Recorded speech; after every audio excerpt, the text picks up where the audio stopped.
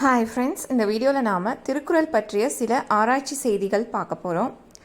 திருக்குறள் முதலில் அச்சிடப்பட்ட ஆண்டு 1812. திருக்குறள் முதலில் அச்சிடப்பட்ட ஆண்டு 1812. திருக்குறள் அகரத்தில் தொடங்கி நகரத்தில் முடிகிறது. திருக்குறளில் இடம்பெறும் இரு மலர்கள் அனிச்சம், குவளை.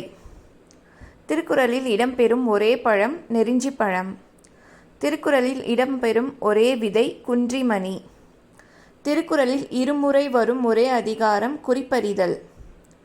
திருக்குறளில் இடம்பெற்ற இரண்டு மரங்கள் பனை, மூங்கில். திருக்குறள் மூலத்தை முதலில் அச்சிட்டவர் தஞ்சை ஞானப்பிரகாசர்.